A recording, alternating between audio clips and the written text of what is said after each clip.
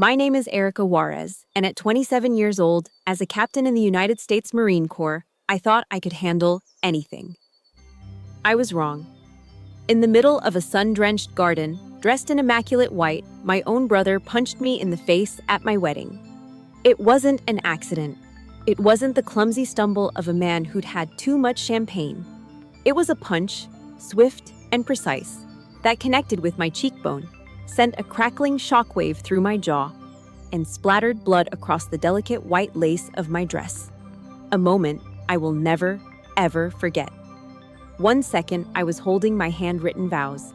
The next, I was stumbling backward, my head spinning as my veil slid from my shoulder. A dead silence fell over the garden. He thought he had silenced me for good. He had no idea the 4 words my husband was about to say would destroy his entire career. If you want to know what those 4 words were, let me know where you're watching from. Hit that like button and subscribe if you've ever had the people closest to you try to pull you down just as you were starting to rise. The first thing I registered after the impact wasn't the pain. It was the silence. As an intelligence officer, I'm trained to analyze soundscapes, to understand the ambient noise of a given environment.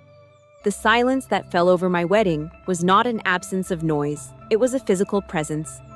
It was a thick, heavy blanket that smothered the gentle notes of the string quartet, the polite chatter of guests, and the rustle of the warm California breeze through the manicured palm trees. The silence was a pressure in my ears, a roaring vacuum where life had been just a moment before. In that vacuum, my senses sharpened to a razor's edge. I could hear the shush of the wind, a lonely sound against the collective held breath of 100 people. Somewhere to my left, a champagne flute slipped from a nerveless hand and shattered on the stone patio. A sharp, crystalline explosion in the stillness. Beneath it all, I heard the frantic, percussive drumming of my own heart against my ribs, a desperate Morse code signal in a world that had gone deaf. My training kicked in, a cold and unwelcome reflex. I did a threat assessment of the scene. The perpetrator, my brother, Gunnery Sergeant Ryan Juarez, stood 2 feet away, his fist still slightly clenched. His face wasn't a mask of rage, it was worse. It was a canvas of smug satisfaction, the look of a man who believed he had just restored the natural order of things. The secondary actors, our guests, were frozen in a tableau of disbelief. I scanned their faces, cataloging their reactions. My commanding officer, Colonel Thompson, his face rigid with shock. My college friends from UVA, their mouths hanging open in horror. Fellow officers, men and women I'd served with.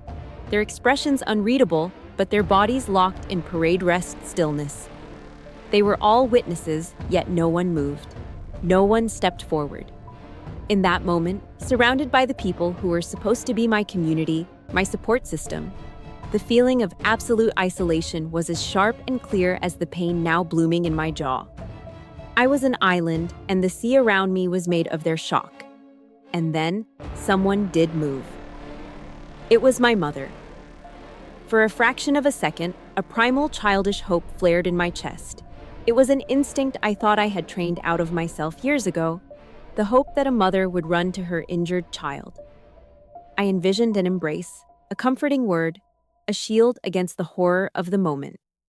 The hope died as quickly as it was born. My mother walked right past me. Her eyes, for a brief moment, flickered over my face, over the blood welling on my lip.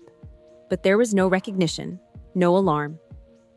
It was as if I were a piece of furniture she had to navigate around. She moved with a stiff, determined gait directly to Ryan. My mind, the analytical part of me, recorded her every action with chilling precision. She placed a perfectly manicured hand gently on his bicep, not to restrain him, but to soothe him. Her voice, when she spoke, was not a roar of maternal fury. It was an urgent, controlled whisper, the kind one uses to correct a child's public misbehavior. "Ryan, what are you doing?" she hissed. "People are watching." That was it. Not the punch. Not the shattering pain in my face. It was those 5 words that truly broke my heart. Her first concern was not for her daughter's safety or dignity, but for the family's image, for the optics. The confirmation of a truth I'd always known but never wanted to face landed with the force of a physical blow. In my mother's world, I was merely a supporting character, a prop in the grand drama of her golden son. My gaze then shifted, searching for my father. He stood near the floral archway where I had been about to pledge my life to another man. A retired master sergeant, his face was, as always, an impassive mask. But his eyes found mine, and in them I saw no comfort, no rage on my behalf. I saw a cold, hard glint of disappointment. It was an expression I knew well. It didn't say, "I'm so sorry this happened to you." It said, "Why did you have to cause this scene?" His anger wasn't directed at the aggressor, it was directed at the disruption. In his world, order and discipline were paramount, and I, by becoming a victim so publicly, had created a chaotic, embarrassing breach. I realized then that I hadn't just been assaulted by my brother, I had been judged and found wanting by my own parents for the crime of being his target. They didn't see a daughter in pain. They saw a problem that was tarnishing a perfectly good afternoon. The feeling of abandonment was a physical thing, a cold weight settling in my stomach, threatening to pull me under. And just as I felt myself start to sink, another figure moved. It was Jack. He didn't charge Ryan. He didn't yell. His movements were calm, deliberate, an oasis of purpose in a desert of paralysis. He walked directly to my side. With one hand, he gently took my elbow, his touch a steady, grounding pressure. With his other, he reached into the breast pocket of his dress blues, pulled out his crisp, white pocket square, and with infinite care, began to dab at the blood on my lip. He said nothing. He didn't have to. His actions were a silent, unequivocal declaration. In a world that had collectively turned its back, he had turned toward me. He chose my side. The white fabric came away stained red, and he simply folded it over, continuing to clean the wound with a surgeon's focus. He was the only person in that entire garden who saw me, not the incident, not the scandal, but me. He finally lifted his gaze and met mine. His eyes, the color of a stormy sea, were filled with a cold, controlled fury that was entirely for me. He looked at me, and I knew, with the certainty of a well-executed battle plan, that the wedding was over. But the war had just begun. And looking at my mother's face across the lawn, at her blank, unfeeling expression, a sudden, chilling thought surfaced. That look. Where had I seen that look before? That look on my mother's face in the garden, that vacant, dismissive expression. It wasn't new. As I stood there, the metallic taste of blood in my mouth, the memory it triggered was so vivid it was almost a physical dislocation. The sunny California garden dissolved, replaced by the humid, pine-scented air of eastern North Carolina, 10 years earlier. I was 17 again, standing in the heart of the place that was supposed to be my home. Our house was just outside Marine Corps Base Camp Lejeune in Jacksonville. It wasn't a home so much as a forward operating base for my father's ideals. Everything was militarily neat. Floors polished to a high gloss, furniture arranged in perfect 90-degree angles, not a speck of dust to be found. But there was no warmth, no softness. It was the kind of clean that feels sterile, unwelcoming. The air itself seemed to stand at attention. The currency of our household was strictly regulated. Conversations revolved around two approved topics: the Marine Corps and football. These were the twin pillars of my father and Ryan's world. A masculine domain of physical prowess, gridiron strategy, and unquestioning loyalty to the institution.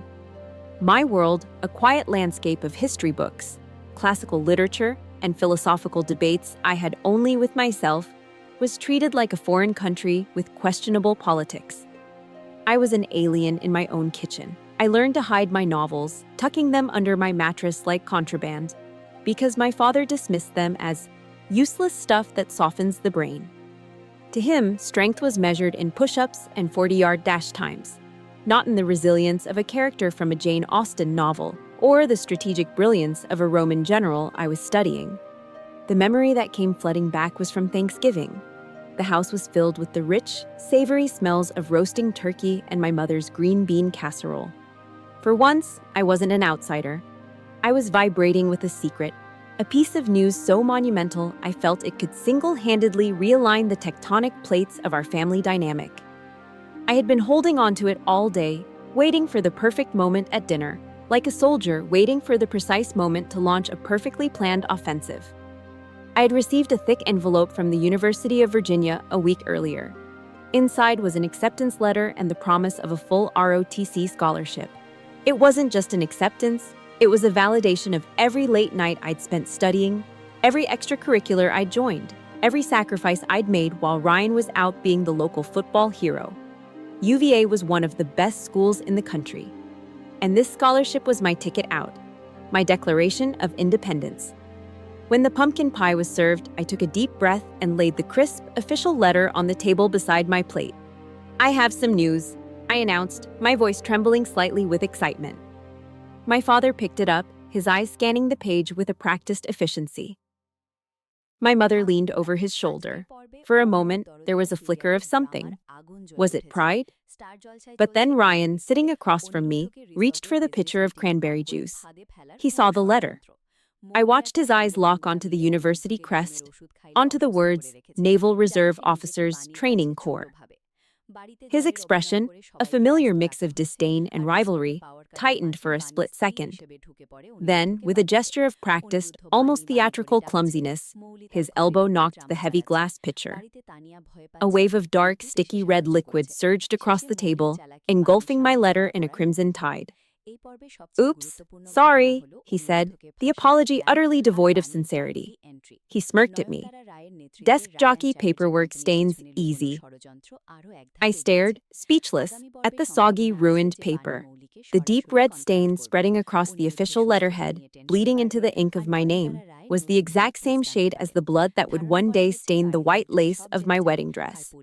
It was a prophecy written in juice. But Ryan's casual cruelty wasn't the fatal blow. The real wound, the one that would fester for a decade, came from my parents. My father let out a short, hearty laugh, a real laugh. He slapped the table, genuinely amused. "Attaboy, Ryan, always the klutz," he said, shaking his head with affection. Then he turned his dismissive gaze to me, seeing not my devastation, but a minor inconvenience. "Come on, Erica. It's just a piece of paper. Don't make a big deal out of it. You can print another one. Just a piece of paper. My future, my triumph, my escape. Just a piece of paper." My mother, ever the peacekeeper, swooped in to manage the situation. She handed me a paper towel, her movements brisk and efficient, her face showing only a mild annoyance at the mess. She didn't look at my face, didn't acknowledge the tears welling in my eyes. She turned immediately to her son, her voice bright and eager to change the subject. "Ryan, honey, tell your father about the game plan for Havelock High. Is the coach finally going to let you run that trick play?" And just like that, I was erased. I sat there, a useless, soggy paper towel in my hand, watching the dark red liquid drip from the table onto the floor. It wasn't just my achievement that they had rendered invisible. It was my pain, my feelings. My very existence in that moment was less important than a high school football game. I was a ghost at their table. I didn't cry that night. Crying, I'd already learned, was a tactical error in our house. It was a sign of weakness my father scorned, a source of satisfaction for Ryan, and an irritation for my mother that gave her another reason to call me too sensitive. So, I did what I always did. I retreated. I took the ruined letter to my room, closed the door, and carefully used my hairdryer on the lowest setting to dry the sticky, warped pages. Once it was as flat as I could get it, I slid the letter into a clear plastic sheet protector, the kind you use for a school report. It felt like preserving a battlefield artifact. I tucked it deep into my bottom drawer, beneath old yearbooks and outgrown sweaters. It was a profound lesson. It taught me that my victories were mine alone, and so were my wounds. Seeking validation or comfort from them was a losing strategy. That night, I stopped trying to win their approval. A different kind of resolve hardened inside me, a cold and quiet determination. I would build a fortress inside myself, brick by silent brick. I would succeed, not for their applause, but to prove their dismissive world wrong. And I would do it all in silence. The question that haunted me after the Thanksgiving dinner fiasco was a simple one. If my family was the first battlefield, how was I supposed to survive in an institution designed by men exactly like my brother? The answer, I discovered, was that you don't just survive. You make yourself a weapon they can't break. My transformation began at Officer Candidate School in Quantico, Virginia. I arrived in the dead of a damp, bone-chilling Virginia winter that felt designed to seep into your soul. Quantico has a saying, "The place where weakness comes to die." From day one, it was clear this philosophy was applied with religious fervor. The world shrank to the immediate, brutal reality of screaming drill instructors, the smell of mud and sweat, and the constant grinding exhaustion that became your new normal. And the eyes. I felt them on me constantly. I wasn't just another candidate in the sea of shaved heads and green and brown camouflage. I was a female officer candidate. A 5'6", 130-pound question mark in a world built for men twice my size. Every time I completed a run or scaled an obstacle, I felt the weight of their collective gaze. A mixture of curiosity, doubt, and, from some, outright resentment. On the third day, a gunnery sergeant with a jaw like a block of granite and a voice like gravel in a blender stopped our platoon during a drill. He walked slowly down the line, his eyes scanning each of us, then stopped directly in front of me. He leaned in, his face inches from mine. "Ladies," he bellowed, though he was only looking at me and the 4 other women in the platoon. "Let me be crystal clear. There are no princesses here. This is not a debutante ball. If you feel the need to cry, you pack your bags and go home to mommy. Do you understand me?" "Yes, gunnery sergeant," we screamed back in unison. The threat didn't scare me. It didn't even anger me. In a strange way, it was comforting. It was a language I understood. This was a place where the rules, however harsh, were clear. It wasn't like my family, where the attacks were cloaked in fake smiles and passive aggression. Here, the hostility was honest. The fortress I had started building inside myself that Thanksgiving night simply got another layer of reinforced steel. I would not cry. I would not break. I would become granite, just like him. The ultimate test of that resolve came a few weeks later, during a nightland navigation exercise. The forest was pitch black, a suffocating darkness that swallowed the beam of our red lens flashlights. The air was cold and wet, clinging to our uniforms. We had a map, a compass, and a series of points to find before sunrise. Our fire team leader was a former college football player from Texas, a mountain of a man who carried himself with the unshakable confidence of someone who had never been told no. About an hour in, as we were trying to get a bearing, the compass was dropped. When our team leader picked it up, the needle was spinning uselessly. It was broken. A wave of quiet panic rippled through the group. The team leader's face tightened. His eyes immediately darted to me. "Juarez," he grunted, "did you drop this?" It wasn't a question. It was an accusation. The implication was clear.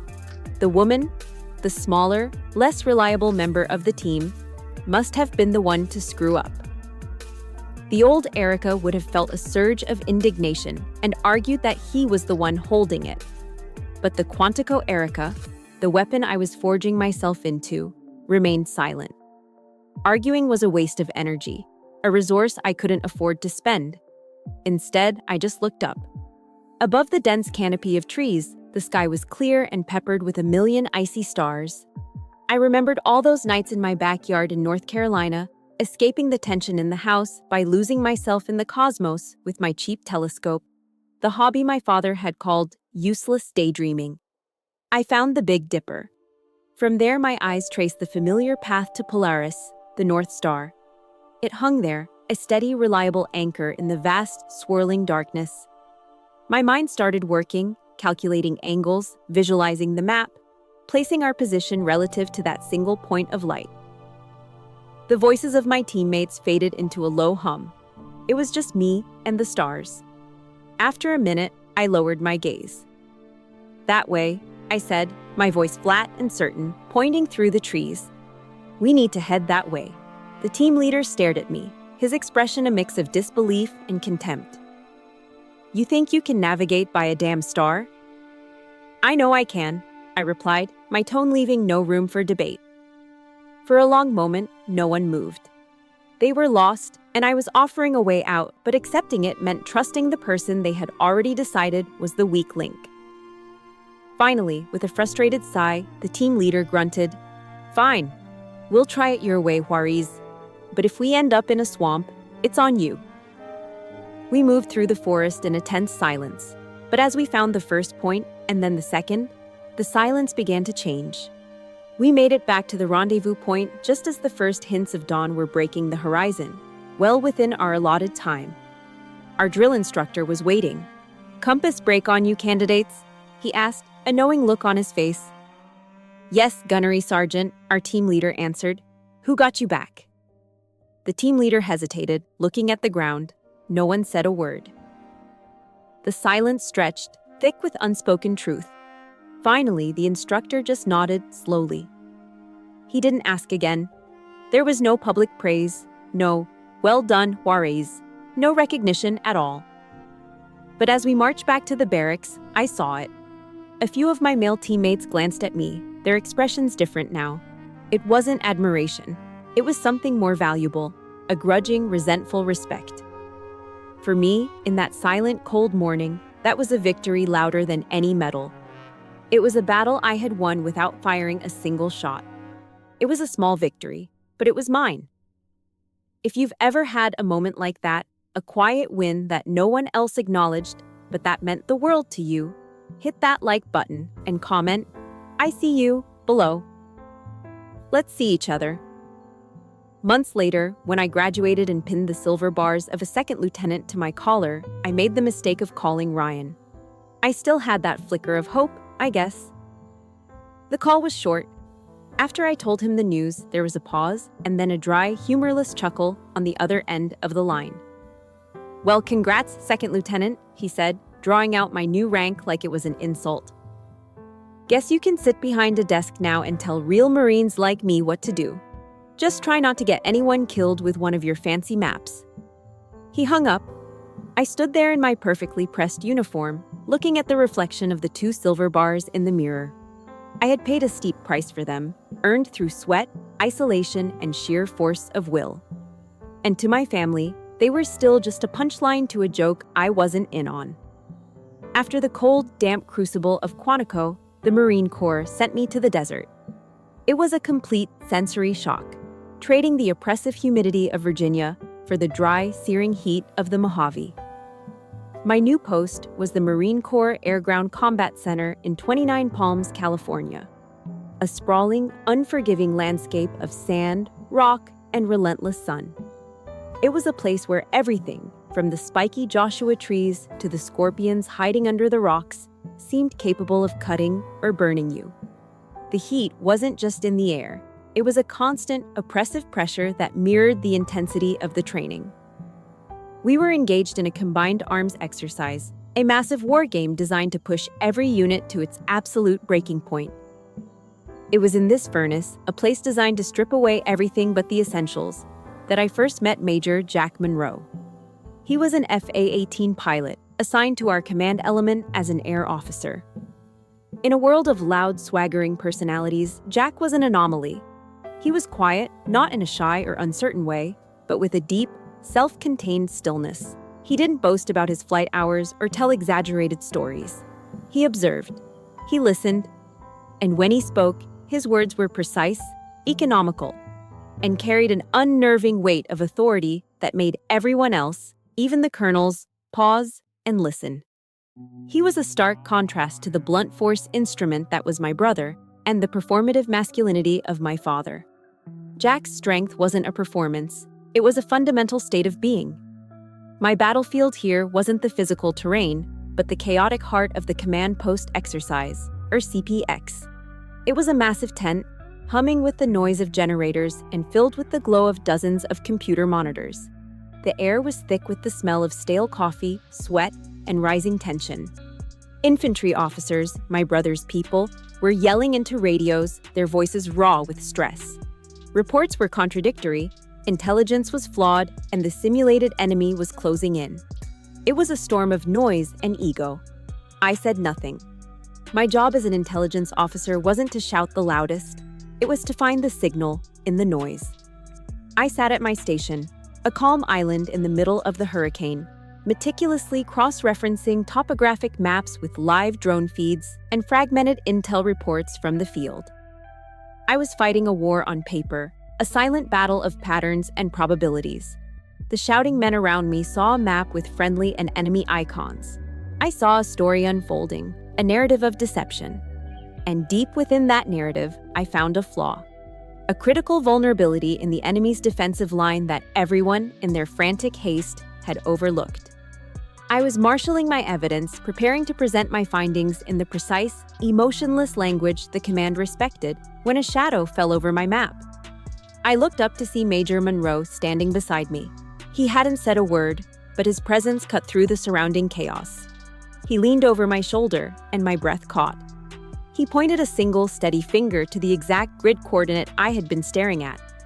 "They're baiting us," he said, his voice low, meant only for me. "A feint to draw our armor into the open. Their main force is here, shielded by this ridge." He looked at me, a question in his eyes. "Aren't they, Captain?" I could only nod, momentarily stunned. He hadn't just seen the map. He had seen the battle I was fighting. In a tent full of men who saw me as either a checkbox for diversity or an administrative assistant, this quiet pilot had looked at my work and seen a fellow strategist. For the first time in my professional life, I felt seen. That moment changed everything. Later that evening, after the exercise had paused for the night, I was in the makeshift MWR tent, a sad canvas structure with a few folding chairs and a cooler of lukewarm sodas. I was unwinding the only way I knew how, by reading a worn, dog-eared paperback copy of Marcus Aurelius's Meditations. I saw Jack enter the tent. He grabbed a bottle of water, and instead of sitting with the other officers who were loudly recounting the day's events, he walked over to my corner. I braced myself for the usual small talk, the awkward questions about what a woman like me was doing in a place like this. But he just nodded at my book. "Marcus Aurelius," he said. "I've always liked the part where he writes, 'The impediment to action advances action. What stands in the way becomes the way.'" I was so surprised I almost dropped the book. He wasn't just showing off that he recognized the name. He had engaged with the ideas. He understood it. "That's my favorite passage," I finally managed to say. "It's the story of my life, I think." "Mine too," he said, pulling up a chair. Our conversation that night lasted for hours, but we barely spoke about the Marine Corps. We talked about Stoic philosophy, about Roman history, about the quiet, unseen burdens of leadership. He asked me what I thought about the historian Will Durant, and I asked him if he preferred the strategic mind of Scipio Africanus over Hannibal. He spoke with a passion and intelligence that was utterly devoid of ego. It was the kind of conversation I'd only ever dreamed of having, the kind I used to have with the authors of the books my father despised. For the first time since I could remember, I wasn't a female officer. I wasn't Ryan's little sister. I was just a person, a mind being listened to and understood by another. The exercise ended a few days later. As the controlled chaos of disassembly began, with everyone packing gear and preparing to leave the desert behind, Jack made his way through the crowd towards me. He was holding a steaming white styrofoam cup. "Black, 2 sugars, right?" he said, handing it to me. I hadn't even realized he'd noticed how I took my coffee. "Thank you," I said, my fingers wrapping around the warmth of the cup. "You were the sharpest mind in that tent, Erica," he said, using my first name for the first time. His voice was quiet, but his words landed with more force than any of the shouting I'd heard all week. "Don't ever let their noise drown out your quiet." That simple statement, delivered with a cup of cheap coffee, was more validating than any medal or commendation I had ever received. It wasn't a line. It wasn't a compliment designed to get a reaction. It was a statement of fact from one professional to another. It was recognition. And as I stood there in the brutal, unforgiving heat of the Mojave Desert, I felt something inside me, something I thought had been permanently frozen over at Quantico, begin to thaw. It felt a little like hope. The hope that had begun to sprout in the Mojave Desert followed me back to the coast. Jack and I were both stationed in San Diego, me at Marine Corps Air Station Miramar, him at the nearby Naval Air Station North Island. The city's sunshine and ocean breeze felt like a world away from the grit of the desert and the cold stone of my past. Our connection, forged in the heat of the exercise, deepened into something real and steady. With Jack, I felt a sense of peace I'd never known. For the first time, the fortress inside me didn't feel like a prison, but a home I could finally invite someone into. Then, one Tuesday evening, my past called. Literally. I saw my mother's name flash on my phone screen, and that fragile peace shattered. "Erica, honey, how are you?" Her voice was unnaturally sweet, a syrupy tone she only used when she wanted something. My internal alarms, honed over 2 decades of practice, began to sound. "I'm fine, Mom. What's up?" "Well, I have the most wonderful news. Your father and I are driving down to San Diego this weekend to visit your brother. And we were thinking, we absolutely must have a little barbecue so we can finally meet this wonderful Jack we've heard so much about." A cold knot formed in my stomach. This wasn't a friendly invitation. It was a summons. It was an inspection. Ryan was stationed at Camp Pendleton, just an hour up the coast, a world of difference from the pilot community at Miramar. This was a deliberate incursion into my new life. She wasn't asking, she was informing. I hesitated, the word no on the tip of my tongue. I glanced at Jack, who was watching me from across the room. He saw the tension in my face, the way my hand tightened on the phone. He walked over, took my free hand in his, and gave it a gentle squeeze. His eyes were calm and steady. "We'll face them together," he mouthed silently. His strength flowed into me. "Okay, Mom," I said, my voice firmer than I felt. "We'll be there." The barbecue took place in the backyard of Ryan's rented duplex in Oceanside, a classic slice of American military suburbia. A manicured patch of unnaturally green grass, a cheap charcoal grill spitting smoke, and a cooler overflowing with ice and cans of Budweiser. The air smelled of lighter fluid and grilled hot dogs. It was a perfect portrait of normal family life, and it felt like a stage set for a horror movie. Ryan played the part of the gracious host with practiced ease, a beer in one hand, tongs in the other, holding court in front of the grill. He regaled my father and a few of his enlisted friends with loud, embellished stories of his latest training exploits. My father, in turn, puffed out his chest, soaking in the reflected glory of his warrior son. My role, as always, was to be the quiet, unobtrusive daughter.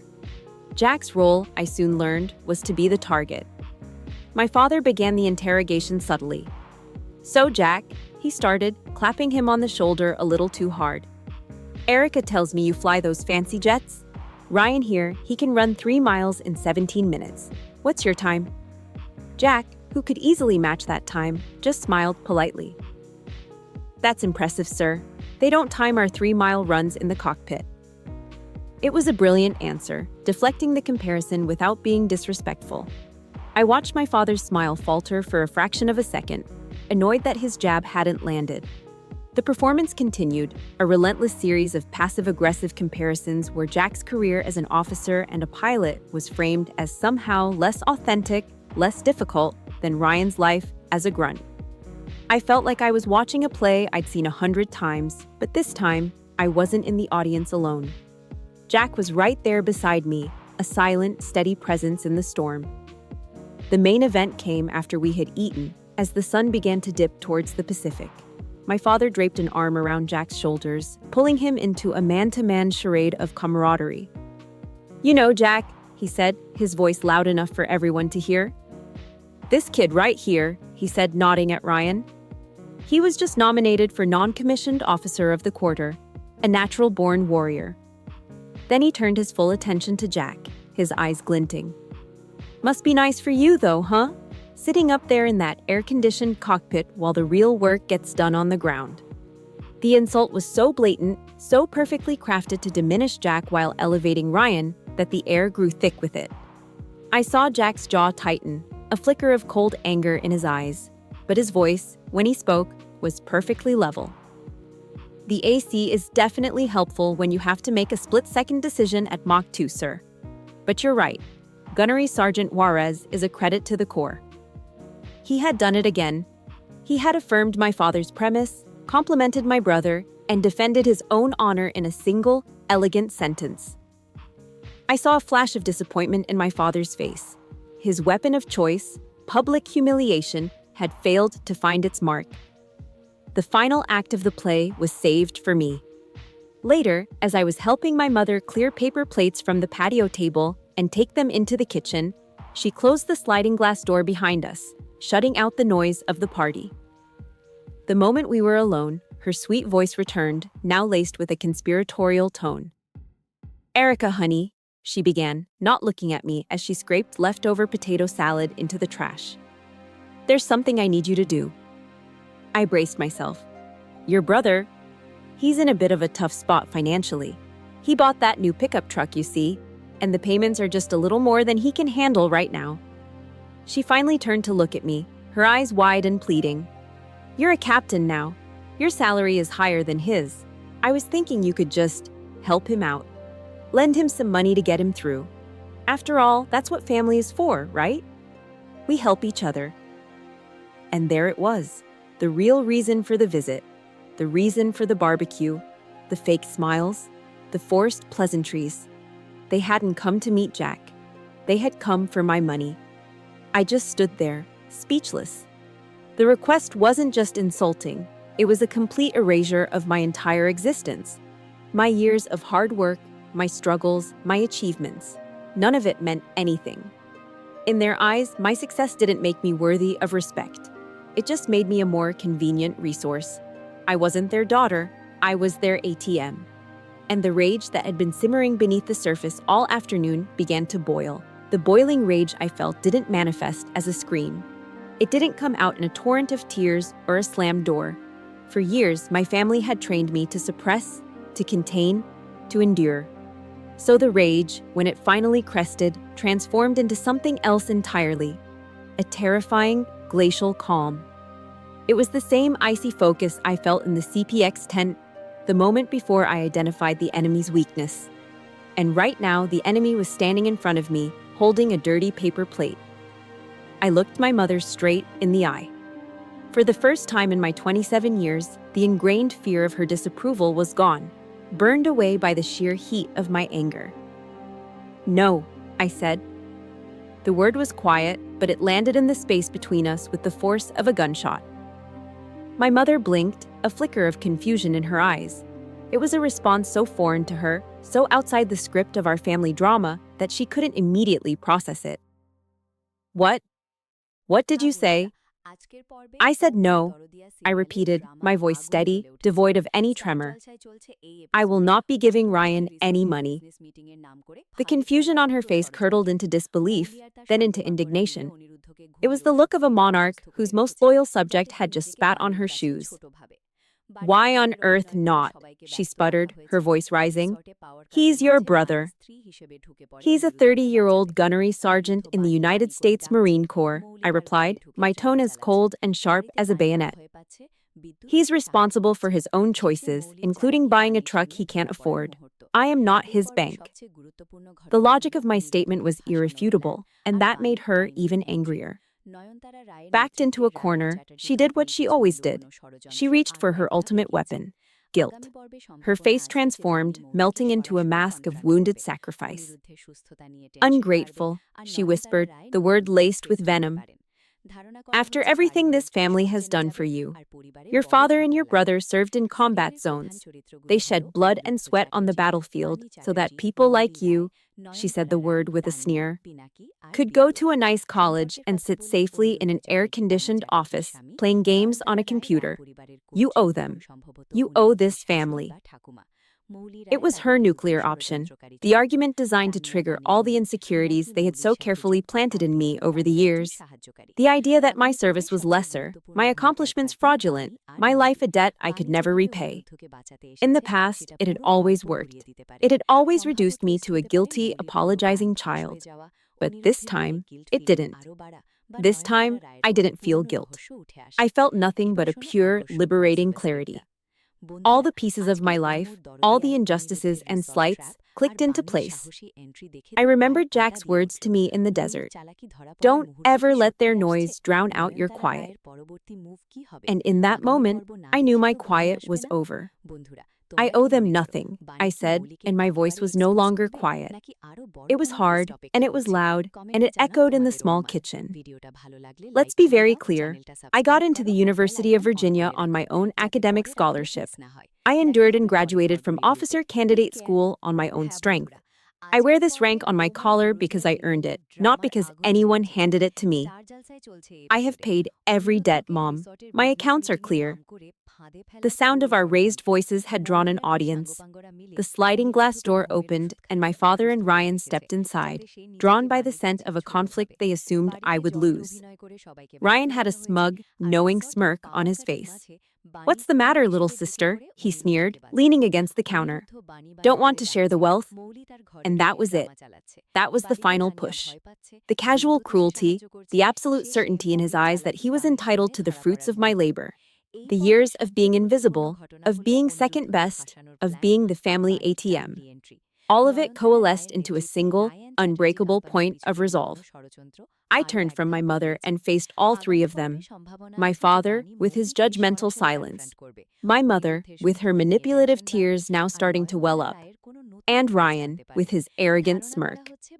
I stood up straight, my shoulders back, and for the first time in their presence, I wasn't their daughter or their sister. I was Captain Erica Juarez. "Listen up and listen carefully," I said, and the command in my voice made all three of them flinch. "This arrangement is over. There will be no more money. There will be no more excuses made for bad behavior. There will be no more me staying silent to keep this sham of a family peace alive. I am done." I took a breath, letting the words hang in the stunned silence. "From now on," I said, looking past them to the doorway where I knew Jack was standing, waiting. "Jack is my family. If you have ever had to draw that final, unbreakable line in the sand, hit that like button to support this moment and just comment 'done' below. You'll know what it means." I didn't wait for a response.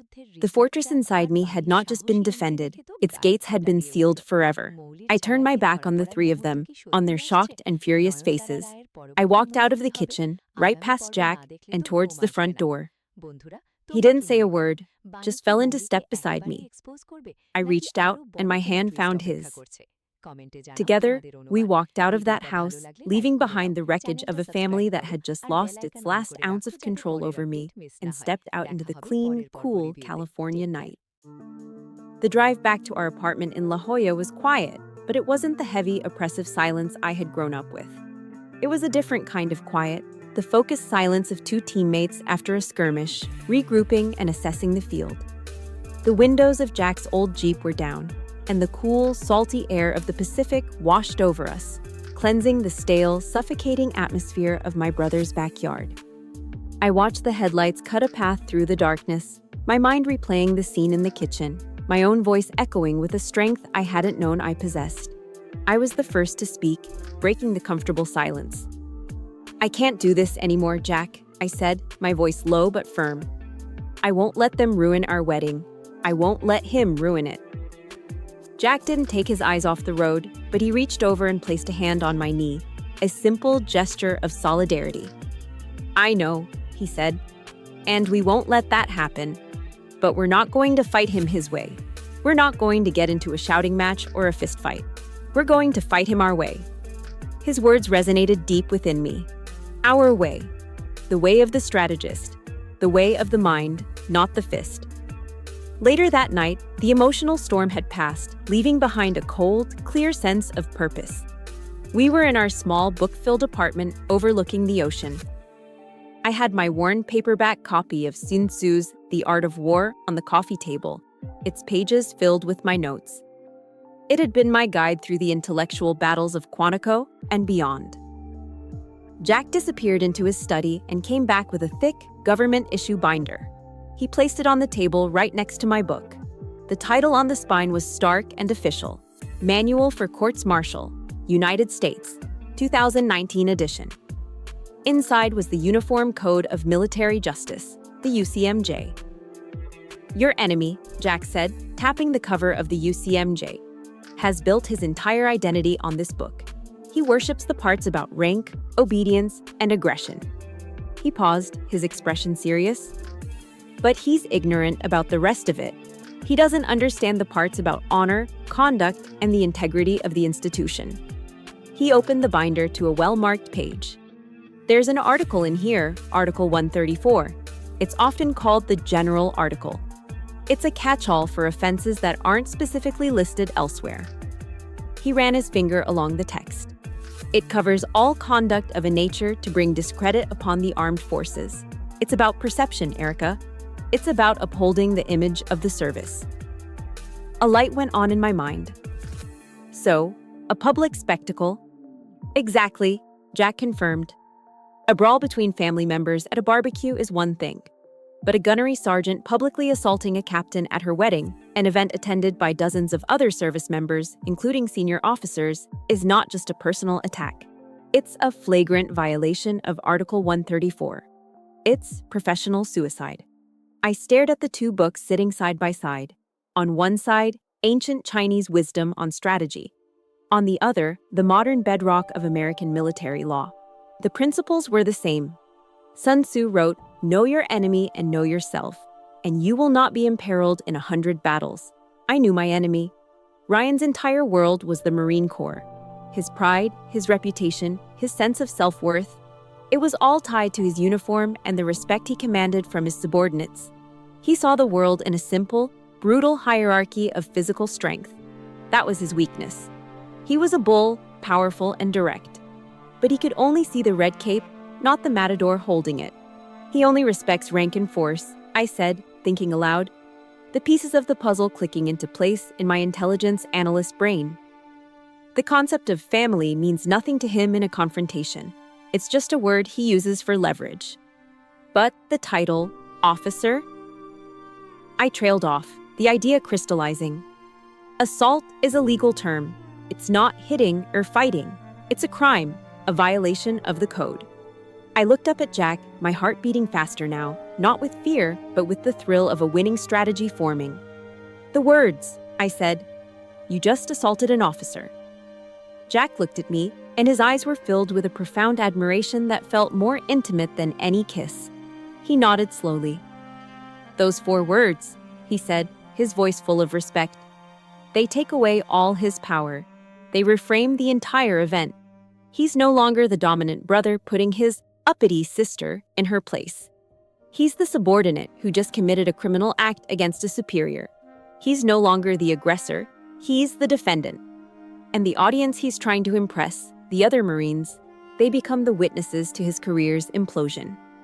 We weren't planning for a fight. We were planning a contingency. We hoped, we prayed that my family would have the decency to let us have our one day in peace. But hope is not a strategy. We were no longer victims waiting for the next blow to fall. We were preparing for a battle on our terms. In the week leading up to the wedding, we didn't speak of the plan again. We sealed it away, a weapon held in reserve. Instead, we focused on building a fortress of peace around ourselves. We took long walks on the soft white sands of Coronado Beach, watching the Navy jets trace patterns in the sky. We drove to Old Town San Diego and found a tiny family-run place that served the best fish tacos I'd ever tasted. With fresh cilantro and a squeeze of lime, the flavors bright and clean. We sat on our little balcony, sipping coffee in the morning and listening to the seals barking down at the cove. It was a deliberate act of claiming our own happiness, of refusing to let the shadow of my family poison the beautiful life we were building together. We knew the storm was on the horizon. We knew our wedding day, the day that was supposed to be the happiest of our lives, might be turned into a battlefield. But this time, we were ready. We were 2 officers, a united front, prepared for a confrontation. And we would meet it not with anger or with fear, but with the most powerful weapons we possessed. Our calm, our intellect, and a deep, unshakable understanding of the world we lived in. The moment my brother's fist connected with my face, time didn't slow down. It fractured. The scene splintered into 1,000 sharp, distinct details, and the intelligence officer inside me, the part of me trained to observe under fire, took control. There was the physical sensation, a bright, blinding flash of pain, the sickening crunch of bone and cartilage, and the coppery taste of blood flooding my mouth.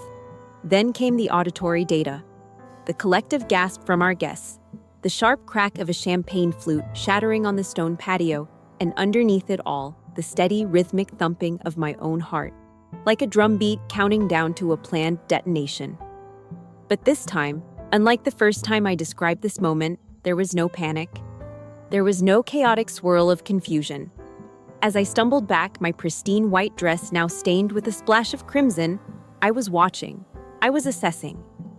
I saw the triumphant, satisfied sneer on Ryan's face, the look of a predator who had just asserted his dominance.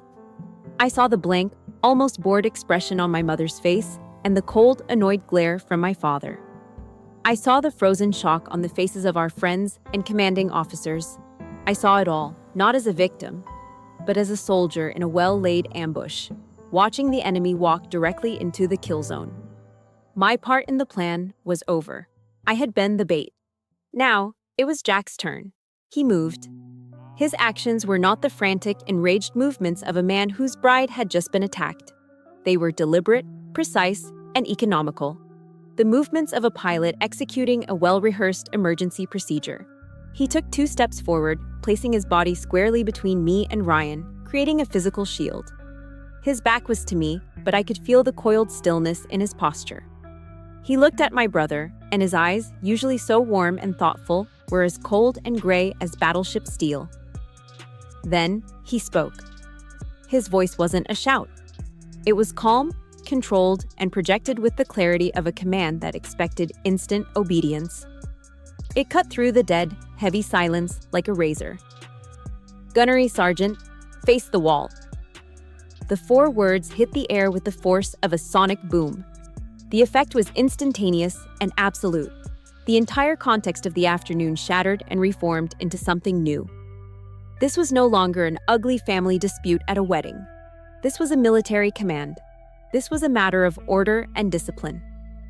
The sneer on Ryan's face froze, then cracked, replaced by a slack-jawed confusion. His brain, which operated on a simple binary of force and submission, couldn't process this new input. He had been expecting a fistfight with Jack, a primal contest he was sure he would win. He was not prepared for a formal order from a superior officer. Before Ryan could formulate a response, my father surged forward, his face purple with rage. He was back on familiar ground, the patriarch defending his chosen son. "Jack, what the hell do you think you're doing?" "That's my son," he roared, jabbing a finger towards Jack's back. Jack didn't turn. He didn't even flinch. Keeping his eyes locked on Ryan, he replied in the cool, detached tone of an officer reporting an incident over a radio. "Sir, at approximately 15:32 hours, Gunnery Sergeant Juarez physically assaulted a superior officer in a public setting. He is now a security risk, and I am taking appropriate action to secure the situation." The formality, the precision of the language, the inclusion of the exact time. It was a verbal wall my father couldn't penetrate. I watched his face, and for the first time in my life, I saw pure helplessness in his eyes. His authority, the absolute, unquestioned power he wielded within our family, had just collided with a greater, more impersonal power, the uniform code of military justice. The very system he had spent his life revering and teaching his children to obey had just been used to render him irrelevant. He was no longer the father of the bride or the groom's father. He was just a civilian bystander. Ryan was still standing there, paralyzed by confusion, his mind trying to reconcile the image of his sister's fiancé with the reality of the major standing before him. Jack took one slow, deliberate step towards him. He looked my brother directly in the eye, and he delivered the final, devastating payload. He spoke just loudly enough for the cluster of officers standing nearby to hear every single word clearly. "You just assaulted an officer." Those 4 words were not an accusation. They were a verdict, a formal declaration of a crime. I watched the realization slam into Ryan with the force of a physical blow. The confusion on his face evaporated, replaced by a wave of raw, unfiltered panic.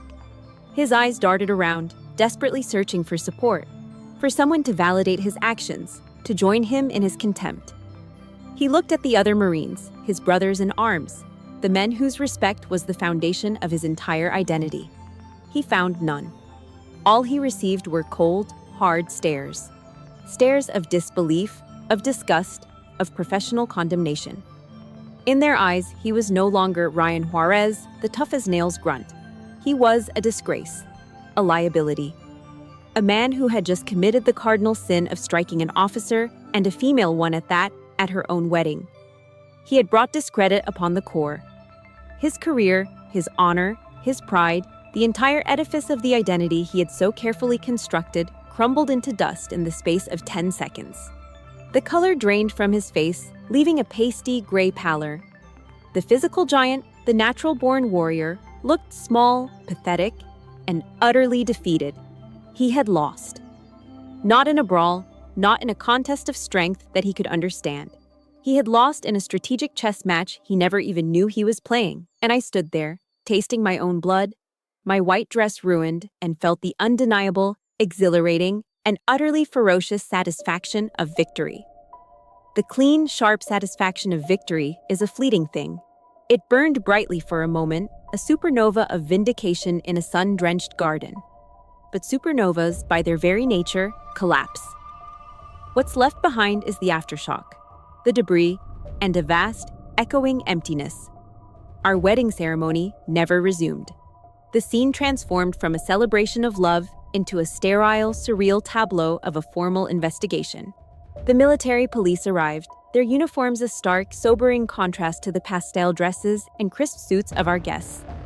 I watched in a daze as friends and colleagues gave quiet, formal statements to uniformed officers.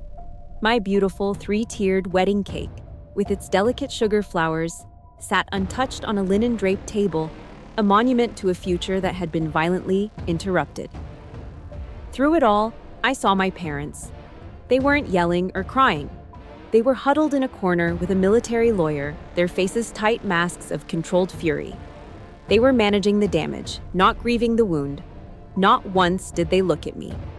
It was as if by striking me, Ryan had successfully rendered me invisible to them forever. Jack and I didn't say goodbye. We just left.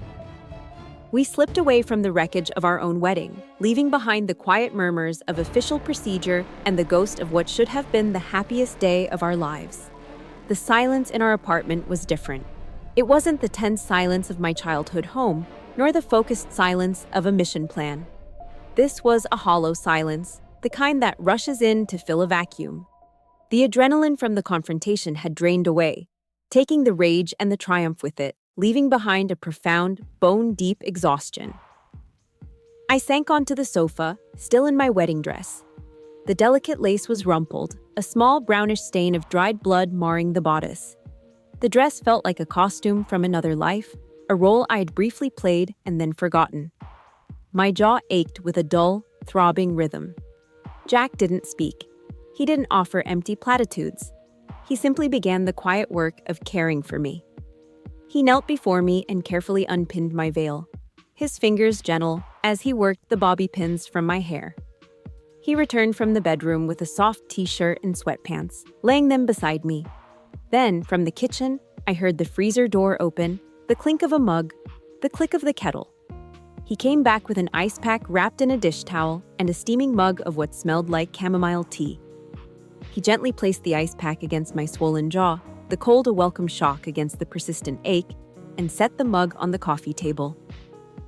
His actions were a quiet language of their own, speaking more eloquently than any words could. They said, "I am here. I will take care of the practical things. You just need to breathe." We sat like that for a long time, in the deepening twilight. The fierce warrior who had faced down her family was gone. In her place was just a woman in a ruined dress, feeling an immense and sorrowful weight settling upon her. Finally, I broke the silence, my voice raspy. "I won," I whispered, the words tasting strange. "I finally won. But why does it feel like I've lost?" Jack moved from the armchair to sit beside me on the sofa. He took my hand, his palm warm and steady around mine. He didn't try to deny my feelings or offer a pep talk. He just looked at me with that deep, unwavering empathy that had first drawn me to him. "Because every victory in a war like this comes at a cost," he said softly. "You had to destroy a part of your past to clear a path for your future. You're not mourning the loss of the family you had, Erica. You're grieving for the family you deserve to have. And it's okay to feel that. You're allowed to grieve." His words pierced through the confusion, naming the formless ache in my chest. Grief. That's what it was. I was grieving for the idea of a mother who would have rushed to my side, for a father who would have defended my honor, for a brother who would have been my protector, not my assailant. I was grieving for a fantasy I'd clung to for 27 years. And the finality of its death was heartbreaking. A few days later, the rawness of the grief began to subside, replaced by a need for a final, private closure. I sat at our kitchen table and began to write a letter to my parents. I wrote for hours, the words pouring out of me. I wrote about the humiliation of the cranberry-stained acceptance letter, the years of dismissive comments, the constant feeling of being an afterthought. I wrote about their chilling silence in the garden as I stood there, bleeding and betrayed. I wrote until my hand cramped and my soul felt empty, until every last drop of poison had been drawn out onto the page. I folded the letter, thick with unspoken truths, and sealed it in an envelope. But I didn't write an address on it. I knew then I wasn't writing it for them. I would never get the understanding or the apology I once craved. Their approval was a currency I no longer accepted. I had written it for me. I carried the letter to the kitchen sink. With a click of a lighter, I touched the flame to the corner. I watched the fire consume the paper, turning the angry, painful words into black, curling ash. It wasn't an act of anger. It was an act of liberation. A final, ceremonial severing of a cord that should have been cut long ago. As the last embers died, I washed the ashes down the drain, and with them, the need for them to ever understand. My healing didn't depend on their forgiveness or remorse. It only depended on me. I thought of a speech by Theodore Roosevelt I'd once studied, the one about the man in the arena. "It's not the critic who counts," he said, "but the one whose face is marred by dust and sweat and blood, who dares greatly." I hadn't won a clean victory. My face was bruised, my spirit weary. But I had been in the arena. I had dared to speak the truth. The past was now a pile of ash. The war that had defined my entire life was finally over. And in the quiet aftermath, a new, daunting question began to form in my mind. So, what does life after the war look like? The question left in the wake of the ashes, "What does life after the war look like?" was answered not with a grand strategy, but with a quiet, deliberate choice. After the investigation concluded and Ryan was forced into a dishonorable discharge that stripped him of the identity he held so dear, Jack and I sat down and had the most important conversation of our lives. We still had years left on our contracts, a clear path for promotion, a future mapped out by the institution that had, for better or worse, made us who we were. And we chose to walk away from it all. It wasn't a retreat. It wasn't a surrender. It was a conscious, intentional pivot away from a world defined by rank and conflict. The Marine Corps had given us discipline, strength, and each other, but it had also demanded a piece of our souls in return. We wanted a life where our value wasn't determined by the insignia on our collars, a life built on our own terms. With the money we had saved, we bought a small, weathered, cedar-shingled house on the Oregon coast, a few miles south of Cannon Beach. The contrast to our life in San Diego was immediate and visceral. The screaming roar of FA-18s taking off from Miramar was replaced by the deep, rhythmic sigh of the Pacific Ocean and the lonely cry of gulls riding the wind. The manicured lawns and identical houses of military suburbs gave way to towering Sitka spruce trees, dense forests shrouded in mist, and a wild, untamed coastline. Our new drills were learning how to fix a leaky roof and how to stack firewood for the damp, chilly winters. Our long marches were hikes through lush trails, the air thick with the smell of pine and damp earth. Life slowed down. We found a new rhythm, one dictated by the tides and the seasons, not by a deployment schedule. Jack, who had always had a quiet talent for working with his hands, built a small woodworking shop in the garage. He started crafting beautiful, simple furniture from reclaimed lumber, and the focused, peaceful look on his face as he worked was something I had never seen before. And I started to write. At first, it was just for myself, filling journals with thoughts and observations. But slowly, I began to piece together my own story, not as an intelligence report, but as a testament. The rigid discipline I'd learned in the Corps found a new purpose, not in analyzing enemy movements, but in structuring sentences and building a narrative, my own narrative. One morning, several months into our new life, an email appeared in my inbox with a subject line that made my heart skip a beat. From a fellow Marine. It was from a young female corporal who had served in Ryan's unit. I opened it with a sense of dread, but what I found inside was not what I expected. She wrote that for years, Ryan had been a quiet terror in the unit, known for his explosive temper and inappropriate remarks, especially towards the junior female Marines. But no one had ever dared to report him. He was a golden boy, protected by his reputation and the unspoken code of silence. Captain, she wrote, when we heard what happened at your wedding and what you did, it was like a crack in a dam. You showed us that he wasn't untouchable. Because of you, I found the courage to file a formal complaint about his harassment. And after I did, 3 other women did too. The investigation that led to his discharge didn't just start with the assault. It started with you giving us a voice. You didn't just save yourself, you saved a lot of us too. I read the email 3 times, the words blurring through the tears that were now streaming down my face. For the first time since that horrible day, I cried. But these weren't tears of grief or pain. They were tears of profound, overwhelming relief. The war I had fought, the public humiliation, the severing of my family. It hadn't just been for me. My private pain had become a public beacon, a small lighthouse cutting through the fog for others who were lost in the same silence. My victory was their victory too. A year to the day after our ruined wedding, Jack and I walked down to the beach at dawn. There was no white dress, no pristine uniform, just the 2 of us in jeans and warm sweaters, the cold sand crunching under our boots. The sky was a soft gray, the color of pearl, and a light mist hung over the ocean. In our hands, we held new vows we'd written for each other. Standing there, with the massive silhouette of Haystack Rock in the distance, we read them aloud, our voices carried away by the salty wind. They weren't vows about honor and duty in the traditional sense. They were vows of partnership, of mutual respect, of building a life of quiet intention. Vows to be each other's safe harbor, to protect each other's peace. As we finished, the sun finally broke through the morning mist, casting a brilliant, golden path across the surface of the Pacific. I took a deep, cleansing breath, filling my lungs with the crisp, clean air. In that moment, looking at the man I loved, with the sound of the ocean as our witness, I finally understood. I was no longer a victim. I was no longer a warrior. I was simply free. And that was the greatest victory of all. My journey began in a war I never chose, but it ended here, in a peace I built for myself.